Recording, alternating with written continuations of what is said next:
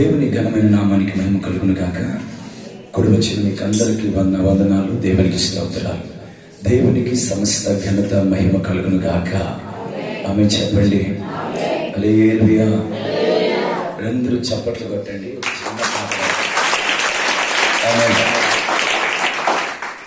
ఈ భారతావనిలో చప్పట్లే కొట్టండి. దానియేలులాగునా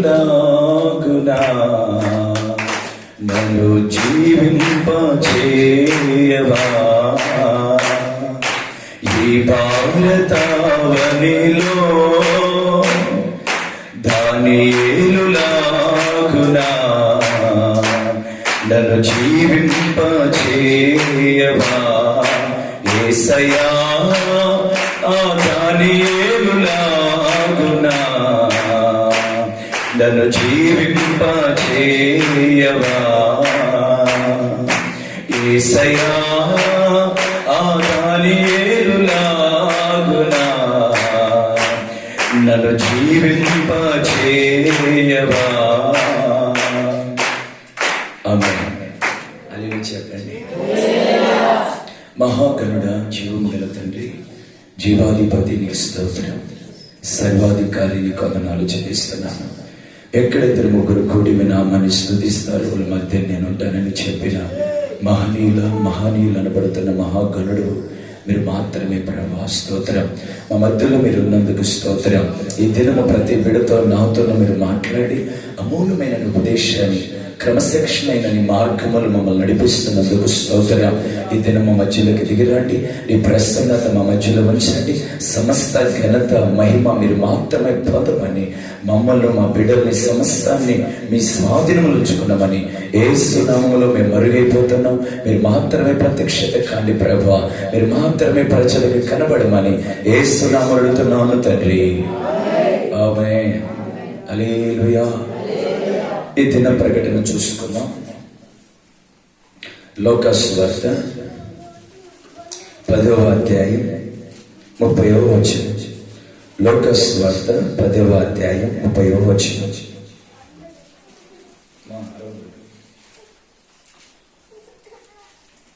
praise the lord. చదువునా.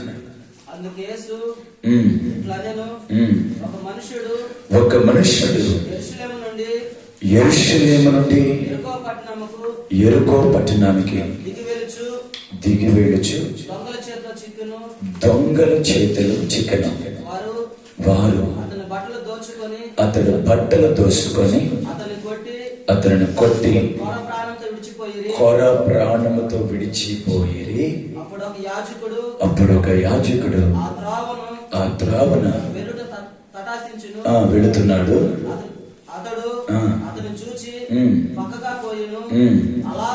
అలాగునే లేవీడొకడు ఆ చోటుకు వచ్చి చూసి పక్కగా పోయాను.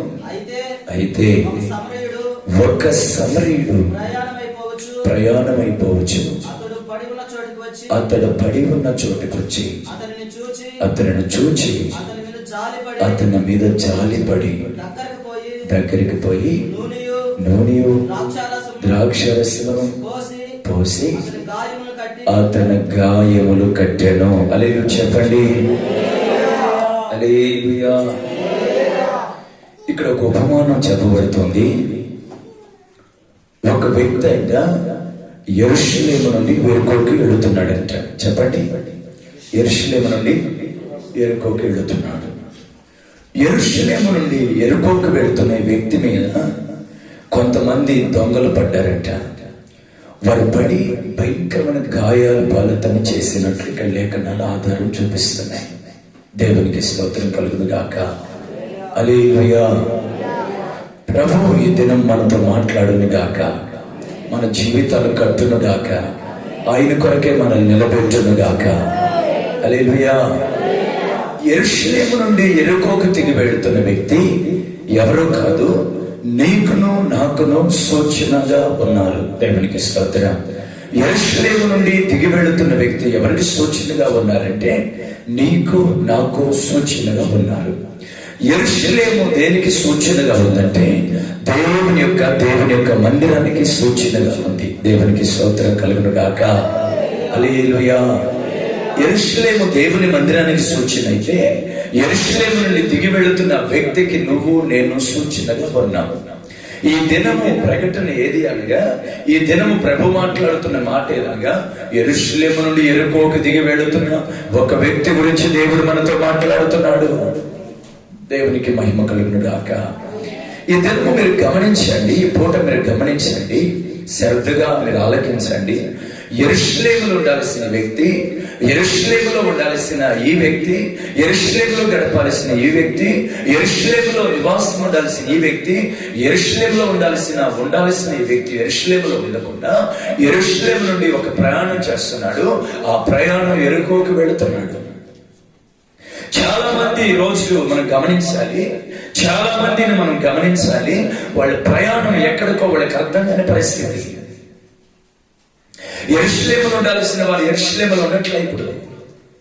యెరూషలేములో గడపాల్సిన వారు యెరూషలేములో గడపట్లే ఇప్పుడు. యెరూషలేములో నివాసం చేయాల్సిన దేవుని బిడ్డలు యెరూషలేములో నివాసం చేయట్లే. ఎక్కడికో వారు ప్రయాణం వెళుతూ ఉన్నారు. ఎరుకోకంటున్నారు, ఎరుకోకి వెళుతున్నారు. కానీ చాలా మంది ఎరుకోగాక వాళ్ళ ప్రయాణం ఎక్కడికెక్కడికో మరలించుకుంటున్నారు, ఎక్కడికెక్కడికో వెళ్ళిపోతున్నారు. దేవునికి స్తోత్రం కలుగును గాక. హల్లెలూయా చేద్దామా?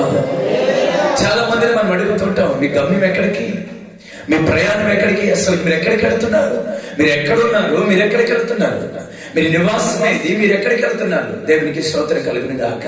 మీ నివాస స్థలము యెరూషలేము, మీరు ఉండాల్సిన ప్రాంతము యెరూషలేము, మీరు ఉండాల్సిన స్థలము యెరూషలేము. అయితే యెరూషలేములో ఉండాల్సిన ఈ వ్యక్తి, యెరూషలేములో దేవుని సన్నిధిలో గడపాల్సిన ఈ వ్యక్తి, యెరూషలేము అనబడుతున్న దేవుని ఒక మందిరంలో ఉండాల్సిన ఈ వ్యక్తి యెరూషలేమును విడిచిపెట్టి యెరికోకు వెళుతున్న వారు ఎవరు? దేవునికి స్తోత్రం కలుగును గాక. రాత్రి ఈ పగలు ఎందుకో దేవుడు మరొకసారి మీతో మాట్లాడుతున్నాడు. మీ ప్రయాణం ఎక్కడికి? యెరూషలేములో ఉన్న నీవు ఎక్కడికి వెళ్తున్నావు?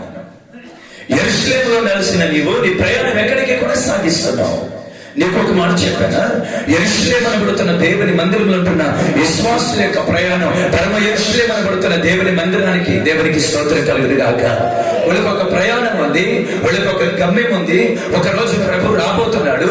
ప్రభు వచ్చినప్పుడు సంఘం ఎత్తబడాలి. సంఘం ఎత్తబడే లోపల ఈ భూమి మీద లేక ఈ ఆత్మీయ యాత్రలో వాళ్ళ ప్రయాణాన్ని కొనసాగించాలి. ప్రభు రాకడ వరకు కొనసాగించాలి.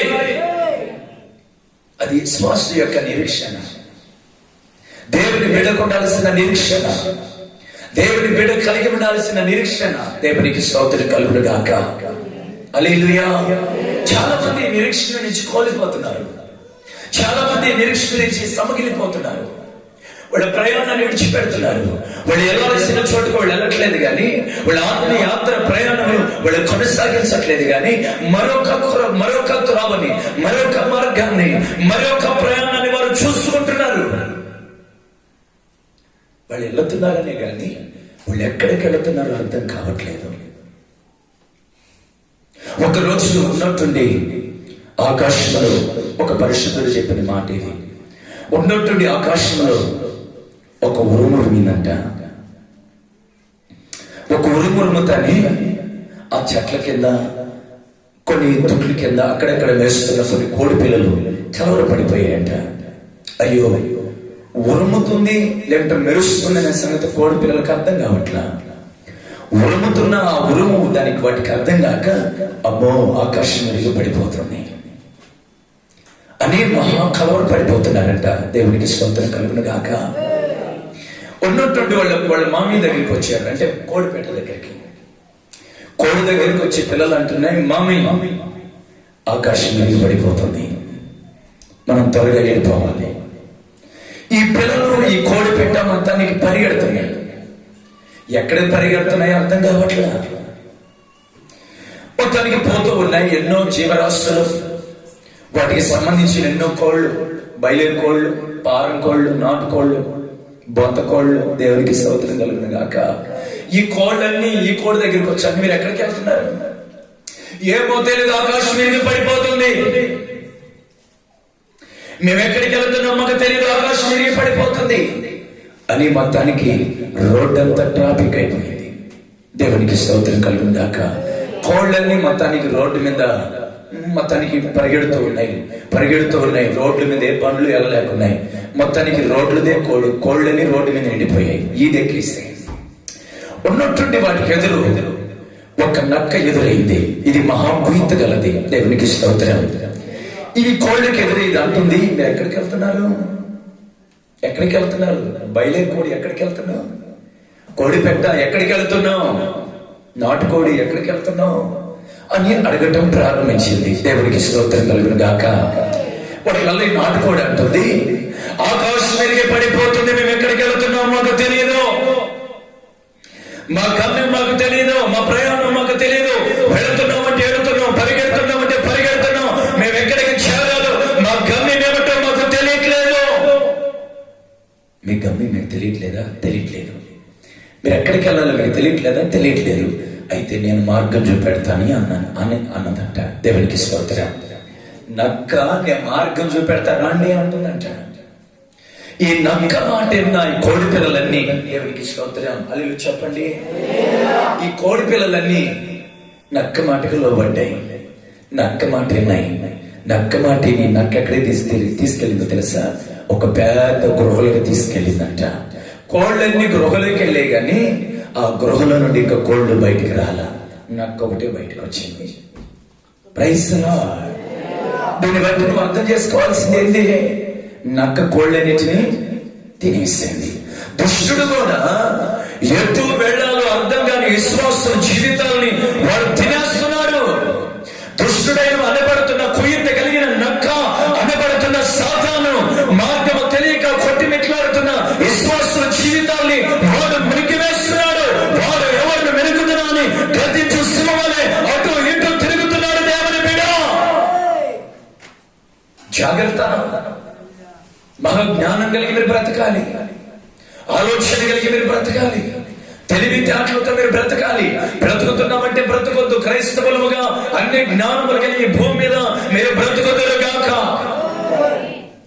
తెలివితేటలతో బ్రతకండి. దేవుడు మీకు నేర్పిస్తున్న మాటల చేత జ్ఞానాన్ని పెంచుకోండి. దేవుడు మీకు నిపిస్తున్న ఆ కృప చేత మీరు నడిపించబడండి. మీ గమ్యం ఏంటో మీరు తెలుసుకోండి. మీ మార్గదర్శి ఏంటో మీరు తెలుసుకోండి. అసలు మీ ప్రయాణము ఎక్కడికి వెళ్ళాలో ఈ రోజు మీరు తెలుసుకుంటారుగాక. దేవునికి స్తోత్రం హల్లెలూయా. ఈ వ్యక్తి యెరూషలేములో ఉండాలి, యెరికోకు దిగి వెళుతున్నాడు. మీకు ఒక మాట చెప్పానా? ప్రతి విశ్వాసి దేవుని మందిరంలో ఉండాలి, యెరికోకి వెళ్ళకూడదు. యెరికో అనే ప్రాంతానికి వెళ్ళకూడదు. యెరికో అంటే లోకం. యెరికో అంటే శపించబడిన ప్రదేశాలు. ఈ శపించబడిన ప్రదేశాలకి విశ్వాసి వెళ్ళకూడదు. బహుఘోరమైన ప్రదేశాలలో నువ్వు నివాసం చేయకూడదు. నీ నివాసం దేవుని సన్నిధిలో ఉండాలి. నీ నివాసం దేవుని సన్నిధిలో నువ్వు నివాసం చేయాలి. దేవుని బిడ్డ కర్తకు స్తోత్రం కలుగును గాక. హల్లెలూయా హల్లెలూయా. చాలా మంది జీవితాలను గమనిస్తూ ఉన్నాను. వారు యెరూషలేములో గడపట్లేదు కానీ వారు యెరికోలోనే ప్రవేశించడానికి ఇష్టపడుతున్నారు. సంవత్సరాలు భక్తి చేస్తున్నాం, నెలల తరబడి మందిరానికి వెళుతున్నాం, పాటలు పాడుతున్నాం, ఆరాధన చేస్తున్నాం, ఉపదేశాలు ఇస్తున్నాం, భక్తి చేస్తున్నాం, క్రమము తప్ప దేవుని సన్నిధిలో ప్రార్థన చేస్తున్నాం. ప్రార్థన వీరులే కానీ జీవితాలలో దేవుని మందిరంలో గడిపే అనుభవాలు లేవు. చాలా మంది దైవ సేవకులు నాకు ఇలా అంటూ ఉంటారు, అయ్యా మా విశ్వాసుల మందిరానికి రావట్లేదయ్యా, రక్షించుకున్నాను కష్టపడి ప్రాంతంలో ప్రభు రక్షించి వారు నాకు అప్పగించాడు కానీ వాళ్ళకి దేవుని మందిరం అంటే లెక్కలేదు, వాళ్ళకి దేవుని మందిరం మీద ప్రేమ లేదు, వాళ్ళకి దేవుని మందిరం మీద శ్రద్ధ భక్తి లేదయ్యా. చాలా మంది దిగజారిపోతున్నారు బాబు. ఏదో నెలకు ఒకసారి ప్రభు శరీరానికి వస్తారయ్యా, వాళ్ళు వారం వారం మందిరానికి రావట్లేదయ్యా. చాలా మంది దైవ సేవకులు నాతో చెప్పి ఏడ్చిన దినాలు ఉన్నాయి. నిజం చెప్పానా? ఒక మాట చెప్పానా? నువ్వేదో ఎడితే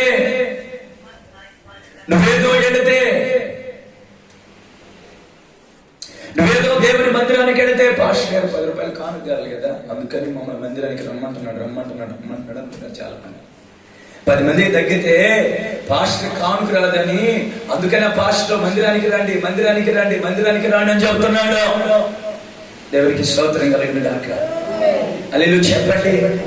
నేను ఒక మాట చెప్పానా, నువ్వు ఇచ్చే 10 రూపాయలతోనే దైవ సేవకుడు పోషించబడదు. ఆయన తలుసుకుంటే కాకులకు ఆజ్ఞాపించి తన సేవకుడిని ఆయన పోషించగలడు. చాలా మంది భ్రమలో పడిపోతున్నారు. చాలా మంది ఇంకా ఆయన సేవకులని, మీకివ్వబడిన మీ సేవకుల్ని ఎలా పోషించాలో ఆయనకి తెలుసు. దేవుని బిడ్డ, దేవునికి స్తోత్రం కలుగును గాక. హల్లెలూయా చెప్పండి. నువ్వు దేవుని మందిరానికి వెళ్తే మీ సేవకుడు, మీరు వెళుతున్నారు మందిరానికి, మీ సేవకుడు ప్రయాసపడి శనివారం అంతా శుక్రవారం అంతా ఉపవాసం ఉండి దేవుని సన్నిధిలో కనిపెట్టి ఒక ఉన్నతమైన ప్రకటన బలిపీఠ మీదకి తీసుకొని వచ్చి విశ్వాసులు అనబడుతున్న మిమ్మల్ని ఆయన బలపరచాలనుకుంటున్నాడు. దేవునికి స్తోత్రం కలుగును గాక. ఆ మాటలు ఏమన్నా మీరు సిద్ధపడి ఆ యెరూషలేములో ఉండి ప్రభు రాకడికి మీరు సిద్ధపడాలనేదే దైవ సేవకుని యొక్క ఆశ. దేవునికి మహిమ కలుగును గాక. మరి ఏదో విధంగా మీరు భావించుకోవచ్చు. మీరు ఇచ్చేదాంతోనే కాదు, ఆయన తలుసుకుంటే ఏ రీతిగా తన సేవకుడిని పోషించగలడు. దేవునికి మహిమ కలుగును గాక. హల్లెలూయా. ఈ రోజు మీకు చెప్పే మాట ఏంటంటే, ఈ రోజు నువ్వు యెరూషలేములో ఉండాల్సిన వాడివి యెరికోకు వెళ్ళొద్దు. యెరూషలేములో ఉండాల్సిన వాడు యెరూషలేములో ఉండు. యెరికోకు వెళ్ళేది ఎవరు? శాపకార్థమైన ప్రదేశానికి వెళ్ళేది ఎవరు? మనం కాదు. మనం వెళ్ళకూడదు ఆ ప్రాంతానికి.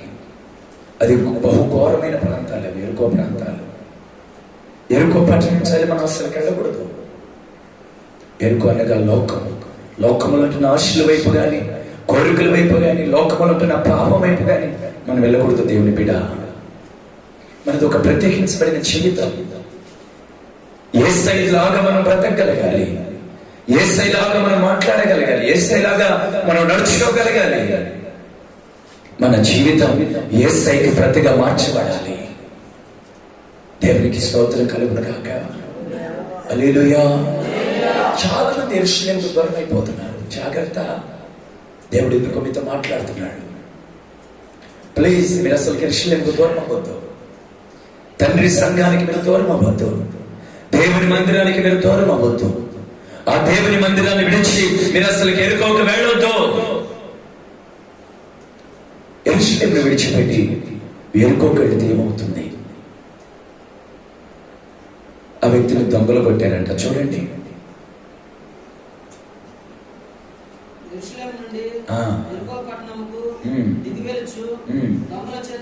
దొంగల చేతులు, అదిగో చూడండి, దొంగల చేతిలో చిక్కెను.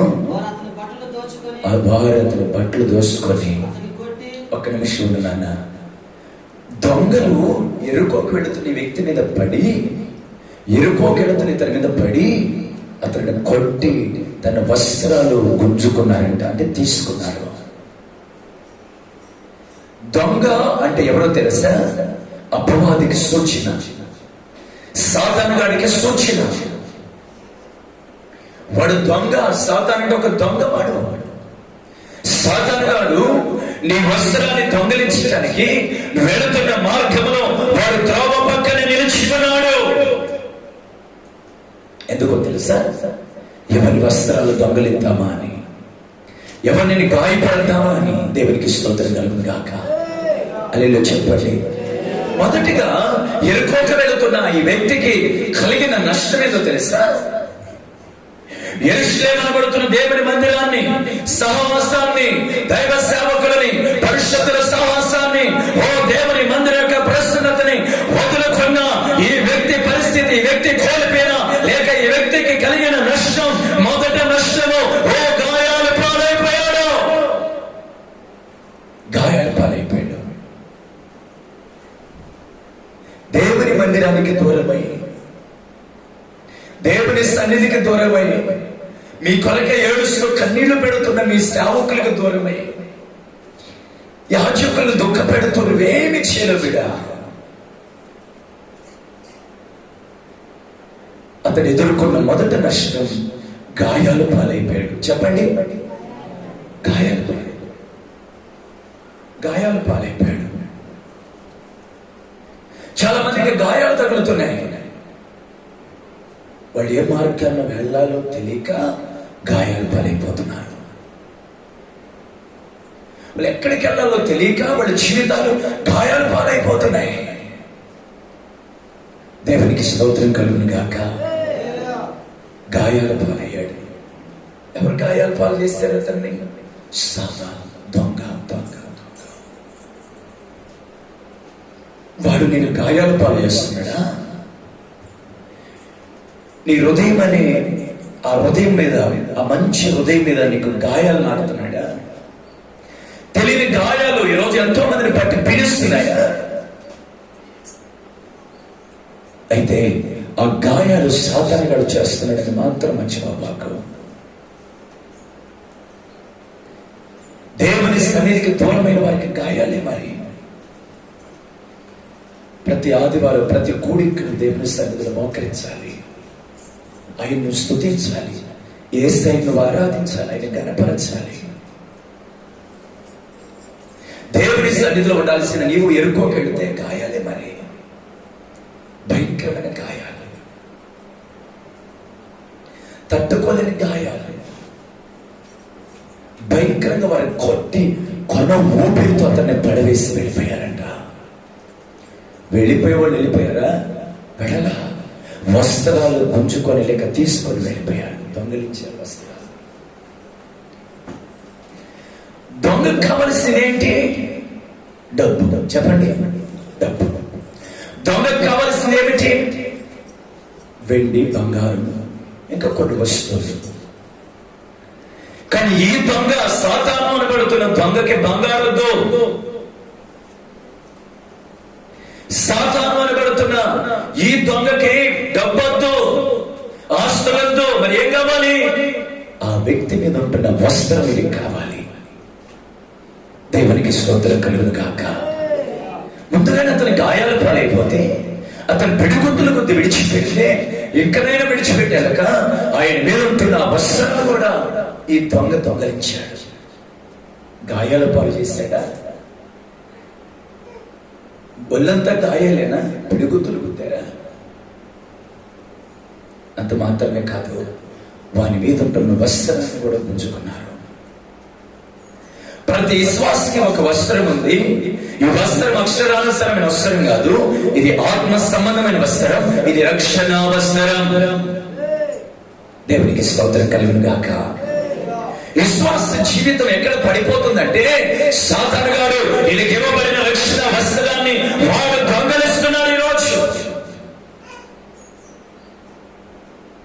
బాధాకరం, దుఃఖకరం. దేవుని బిడ్డలకి ఇది తెలియట్లా. వాడు నిన్ను గాయపరచటమే కాదు, నీ వస్త్రాన్ని గుంజుకుంటున్నాడు సాతానుగాడు. ఒక విశ్వాసం ఉండాల్సిన వస్త్రం రక్షణ వస్త్రం. ఆ రక్షణ వస్త్రాన్ని ఎంతమంది కోల్పోతున్నారు? బాధని పెట్టలేదా? దుఃఖమని పెట్టలేదా?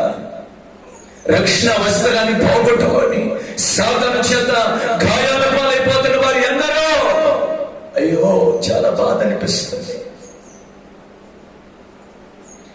నీకు ఇవ్వబడిన రక్షణ వస్త్రం బహుశ్రేష్టమైంది. నువ్వు ప్రభు సన్నిధిలో రక్షించబడ్డావే. రక్షణ అంటే పాపం నుండి వేరవటం, రక్షణ అంటే లోకము నుండి వేరవటం, రక్షణ అంటే లోక మాలయం నుండి వేరవటం. ఆ రక్షణ సాతాను గాడు మరలా దొంగలిస్తున్నాడు. నిన్ను లోకం వైపు వాడు తీసుకెళ్తున్నాడు బిడ్డ, పాపం వైపు తీసుకెళ్తున్నాడు. లోకంలో ఉంటున్న ఆశ, లోకంలో ఉంటున్న కోరికలు, లోకంలో ఉంటున్న ఆ ఆశల కోరికల్ని కలుగు చేసి మరలా రక్షించబడిన నిన్ను వాడు మరలా వెనక్కి తీసుకొని వెళ్తున్నాడు. ఎరుకో వైపు నీ మొఖాన్ని తిప్పుతున్నాడు వాడు. నాశనకరమైన ప్రాంతానికి మరలా నేను తీసుకొని వెళ్ళి అక్కడ నేను బానిసలు చేయాలనుకుంటున్నాడు వాడు. జాగ్రత్త, జాగ్రత్త. దేవుని మందిరాన్ని విడిచిపెట్టి దూరం అయిపోతున్నారు. చాలా మంది గాయాలు పాలైపోతున్నారు. తెలుసుకోవా, ఇంక నేను దేవుని మందిరానికి రావా? దేవుని సన్నిధిలో ఆయన ఒక రూపాన్ని చూస్తూ బలపడవా బిడా? అంత మాత్రమే కాదు, వాడు వస్త్రాలు దొంగలిస్తున్నాడు. నీ వస్త్రాన్ని వాడు దోచుకుంటున్నాడు బిడా. నీ వస్త్రాన్ని వాడు దోచుకుంటున్నాడు. ప్లీజ్, నీ రక్షణ వస్త్రాన్ని వాడు దోచుకుంటున్నాడు. దేవునికి స్తోత్రం కలుగును గాక. హల్లెలూయా. యేసేపు యొక్క అన్నలు యేసేపుని పిడిగుద్దులు గుద్ది ఒంటి గుంటలో పడద్రోసి అతని మీద ఉంటున్న నిలువిటి అంగీని వారు దోచుకున్నారు. వాళ్ళు సంబరపడిపోతున్నారు. మా తమ్ముడి దగ్గర నిలువిటి అంగీని దోచుకున్నామని. నీకు ఒక మాట చెప్పానా? ఏ అన్నదమ్ములైతే వస్త్రాన్ని దోచుకున్నారు, పిడిగుద్దులు గుద్ది ఒంటి గుంటలు దోశారు, అదే యేసేపుకి నా దేవుడు ఒక ఘనమైన వస్త్రాలు తొలగించి ఒక ఉన్నతమైన స్థలంలో దేవుడు నిలబెట్టాడు. హల్లెలూయా. దేవుడు నమ్మదగిన దేవుడు. అన్ని పోయినా యేసేపు వెనక తిరిగి చూడలా. పిడిగుద్దులు గుర్తించుకున్నా, ఒంటి గుంటలో పడ్డా, అతనికున్న ఆ క్రమాన్ని, ప్రార్థన జీవితాన్ని, అతనికున్న పరిశుద్ధతని విడిచిపెట్టినా. దేవునికి స్తోత్రం కలుగును గాక. చాలా మంది రోగం వస్తే పరిశుద్ధతను విడిచిపెట్టేస్తారు, దేవుని విడిచిపెట్టేస్తారు.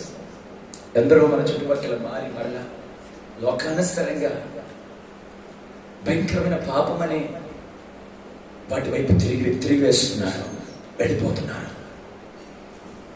నువ్వైతే తిరగొద్దు. తిరిగి వేయబడిన వారి జీవితాలలో వారు ఎదుర్కొంటున్న మొదట నష్టం గాయాలు, రెండో నష్టం వస్త్రాన్ని పోగొట్టుకుంటారు, రక్షణ పోగొట్టుకుంటున్నారు. ఇన్ని సంవత్సరాలు కాపాడుకున్న రక్షణ, పరిశుభ్రత కొంచెంలోనే పోగొట్టుకుంటున్నారు బిడా. చదువునా? అతను కొట్టి పరప్రాణంతో విడిచిపోయేది. అప్పుడు ఒక యాజకుడు అతనిని కొట్టి ప్రాణముతో విడిచిపోయి. ఒక మాట చెప్పానా? చాలా మంది జీవితాలు సాతాను అనబడుతున్న దొంగ కొట్టి వారిని చంపేయకుండా కొర ప్రాణంతో వదిలేస్తున్నాడు. కొర ప్రాణంతో వదిలేస్తున్నాడు బిడా. కొర ప్రాణంతో వదిలేస్తున్నాడు. నీకు ఒక మాట చెప్పానా? ఒక వ్యక్తి ఉన్నట్టుండి మంచాన పడకుండానే చనిపోతే మేలు అంటావా? ఒక వ్యక్తి సంవత్సరాలు కొర ప్రాణంతో మంచాన ఉంటే మేలు అంటావా? ఏది మేలు? ఉన్నట్టుండి చచ్చిపోతే మేలా? సంవత్సరాల మంచంలోని కుళ్ళి పురుగులు బట్టి సీవగారుతూ అన్ని మంచంలోని పోతూ మంచానికి బానిసగా ఆహుతైపోతే మేలా? చెప్పండి, ఎంత కష్టం కొర ప్రాణంతో మంచంలో బ్రతకాలంటే. వాడి జీవితాంతము కుళ్ళి నశించాలని వాడు చంపేవాడు పూర్తిగా చంపట్లా. బాగానండి మాట. వాడు చంపేవాడు పూర్తిగా చంపేట్లా. వాడు బాగా కొట్టి కొర ప్రాణంతో విడిచిపెడుతున్నాడట. ఏ ప్రాణంతో? కొర ప్రాణంతో. కొర ప్రాణంతో విడిచిపెడితే అతను లేచి పనులు చేసుకోగలడా? లేచి నడవగలడా? అతను సొంత పనులు అతను చేసుకోగలడా? కొర ప్రాణంతో విడిచిపెడితే అతను మంచిగా ఆహారం తీసుకోగలడా? ఆరోగ్యంగా ఉండగలడా? మంచిగా నడిపించగలగలడా? లేదు. అది బహు ఘోరమైన వేదన. కొర ప్రాణంతో పడి ఉంటామంటే బహు ఘోరమైన వేదన.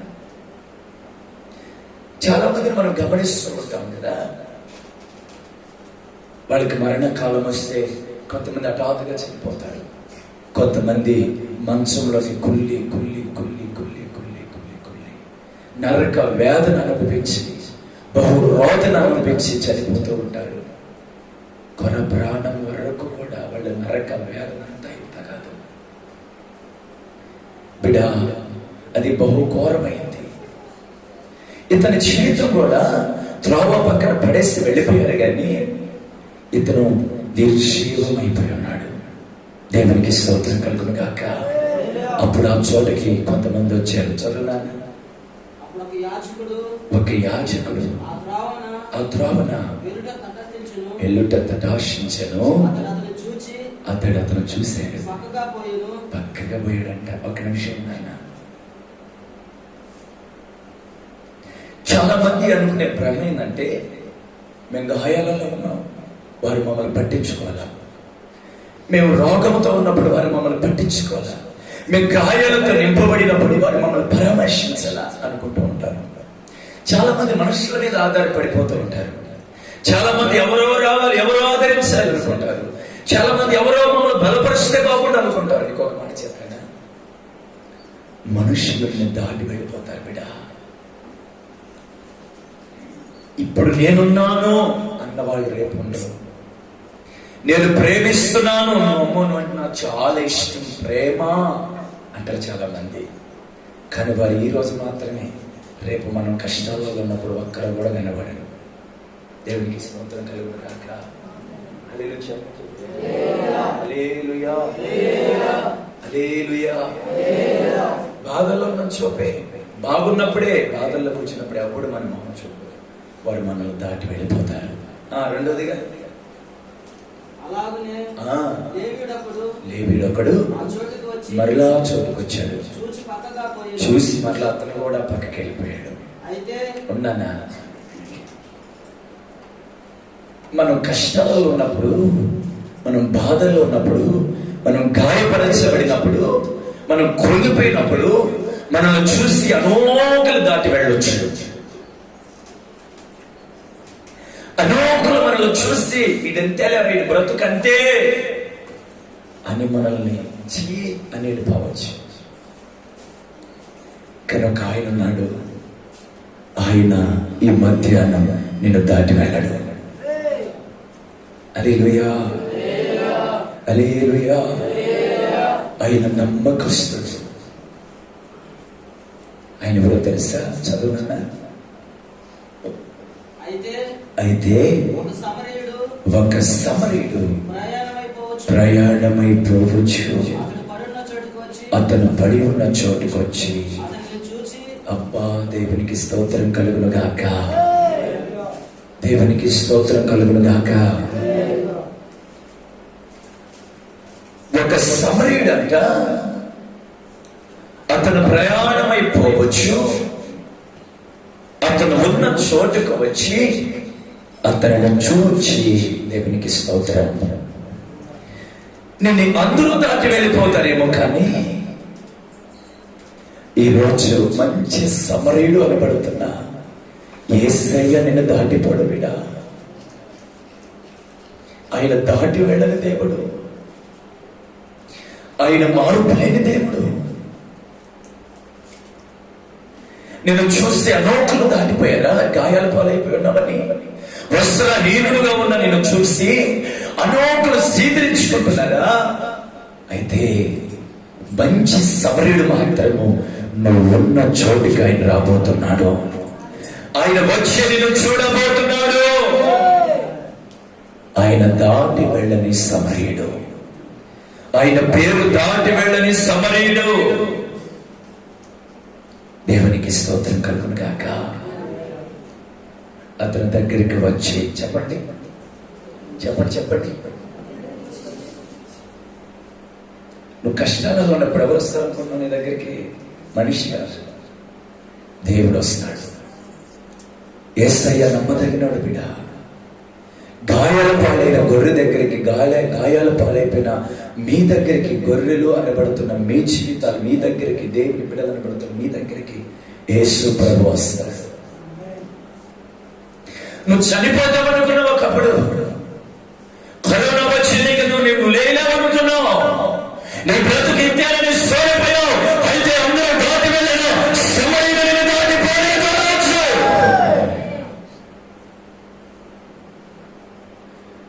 ఆయన మనిషి కాదు, ఆయన మనిషి పోలికలు అంటున్నా, మరి మనిషిలో అంటున్న బలహీనలు ఆయనలో లేవు.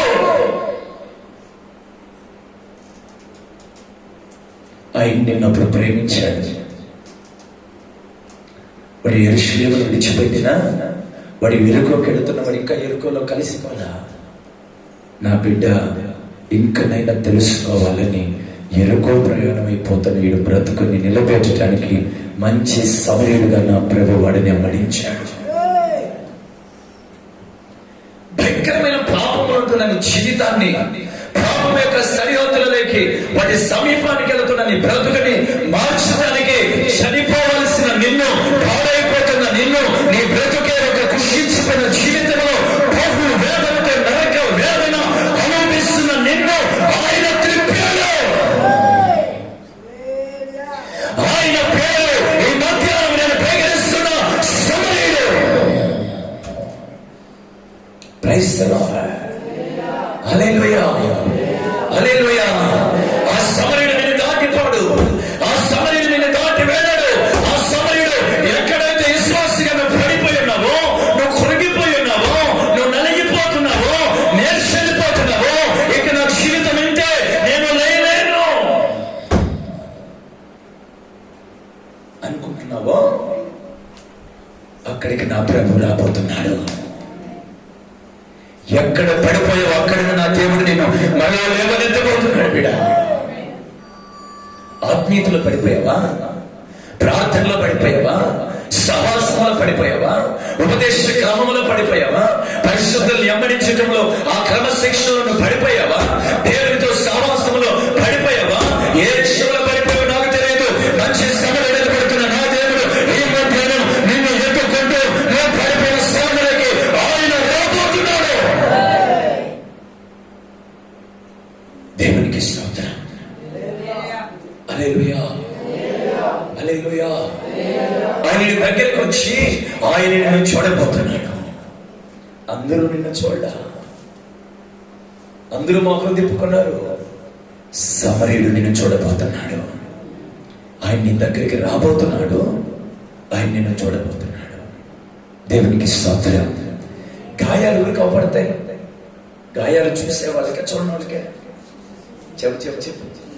చూసే వాళ్ళకి నీ గాయాలు ఆపడని గాయాలయ్యే, శరీర సంబంధమైన గాయాలు కావు. అవి గుండెకి తగిలిన గాయాలు, ఆత్మ సంబంధమైన ఆత్మయాత్రలో తగులుతున్న గాయాలు. అవి ఇరుగు పరుగు పడతాయాలు గాయాలు, బంధువుల ద్వారా కొన్ని గాయాలు, విశ్వాసుల స్నేహితుల ద్వారా కొన్ని గాయాలు, ఆత్మీయులే అనుకుంటే వారి ద్వారా కొన్ని గాయాలు ఉంటాయా? లోకస్తుల ద్వారా కొన్ని గాయాలు. ఆ గాయాలన్నిటిని నా ప్రభు చూడబోతున్నాడు. ఆయన గాయాలు కట్టు దేవుడు. ఎవరైనా చెప్పాలి. గాయాలు, శరీరానికి తగిలిన గాయానికి ఆయిల్మెంట్ ఉంది. మన సైడ్ కొన్ని ఆకులు ఉన్నాయి, అవన్నీ పిండి గాయాలు పెడితే గాయాలు మానిపోతాయి.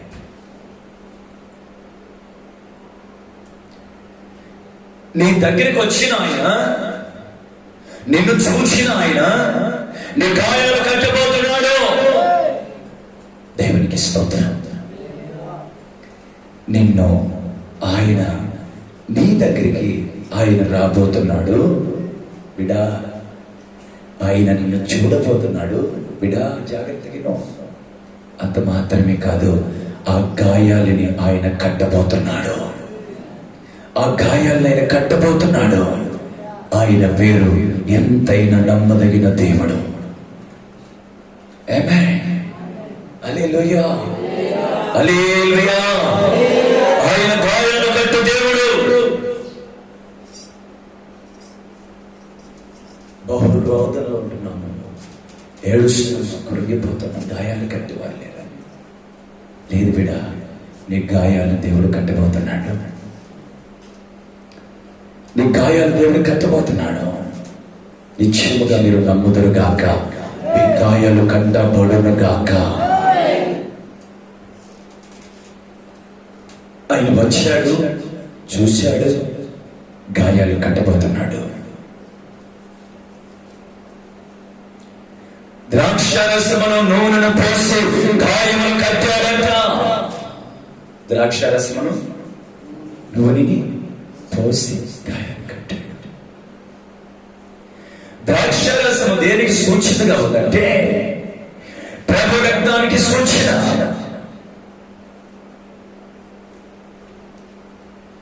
నీ గాయాలని ఆయన కొన్ని సంవత్సరాల కిందట కాచిన రక్తంతో నీ గాయాలను కట్టబోతున్నాడు. ఆయన గాయాలు కట్టు దేవుడు. ఆమేన్, ఆమేన్.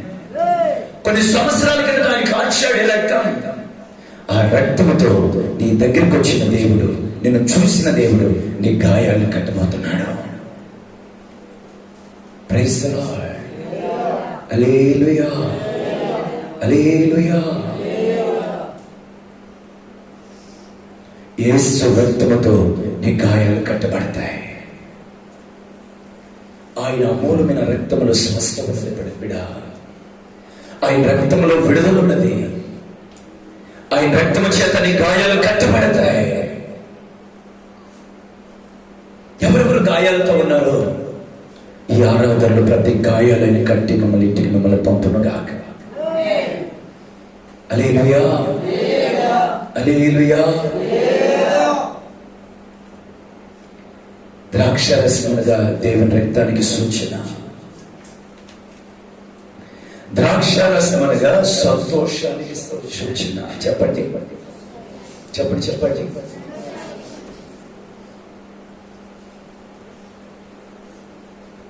సంతోషానికి సూచన.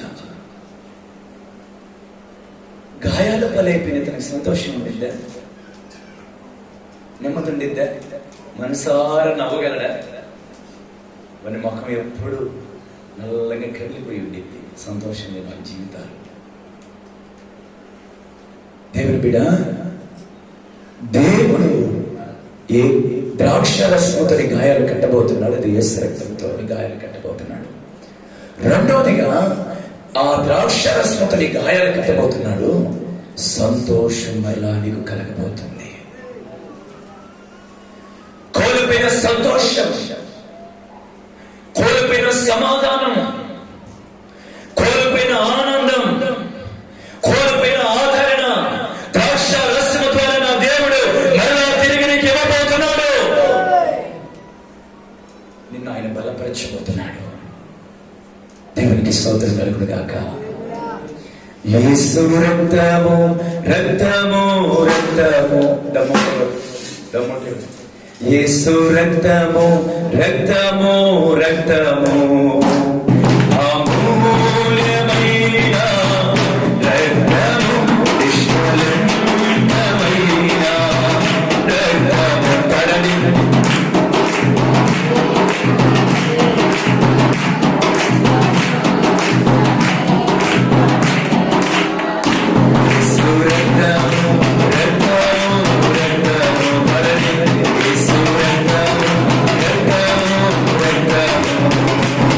Oh